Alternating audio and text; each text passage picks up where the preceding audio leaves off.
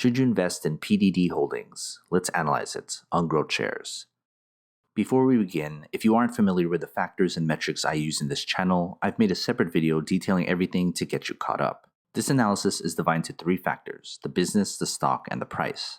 Within each factor, a total of 14 metrics from business growth, performance, to intrinsic value. And because each company belongs to a specific sector of the economy, my analysis normalizes the data so that you can compare grades between companies of different sectors.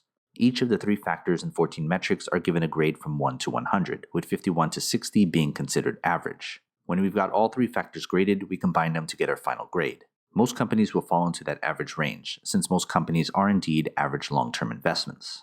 I want to stress that this analysis is meant for long-term investors. I encourage you to pause this video anytime so you can better understand the numbers. Let's look at the company's business. The business factor accounts for 45% of the analysis. The business is the most important part of the analysis. Everything else should be secondary when it comes to long-term investing. The question we want answered is, do we think this is a good business to own? The business is made up of these 8 metrics, from growth, efficiency, to market dominance. Each are weighted based on importance to the business factor. So here are the 8 metric grades for the company. And when we put them together, we get the company's business grade. Now you know whether this is a good business to own or not. So let's then look at the stock. The stock factor accounts for 35% of the analysis. The stock is important because we want to know if investors see value in the same business. We still want a return on our investment.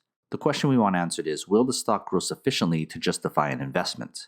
The stock is made up of these 5 metrics, from performance, dividends, to Wall Street analysis. Each are weighted based on importance to the stock factor. So here are the 5 metric grades for the company. And when we put them together, we get the company's stock grade. Now that we know the business and the stock, we want to then look at the price. The price factor accounts for 20% of the analysis. The price is important because it tells us whether the company's stock price is attractive enough for us to buy in. The question we want answered is, what is the most we'll pay for the company's stock? The price is made up of only one metric, the intrinsic value, or fair value price of the company's stock. Here's the company's price grade and fair value price per share. So before we get our final grade, consider becoming a GrowthShares patron and get access to my spreadsheet with every grade from every company I've analyzed. It's updated all the time. Head to patreon.com/GrowthShares or click on the link in the description. Let's put our 3 factors together to get our company's final grade. And here is our company's final grade. This analysis uses public financial data and a proprietary algorithm to come up with the company's grades. But what are your thoughts? Do you agree? Comment below. Want to talk business? Email me and follow the instructions on the screen.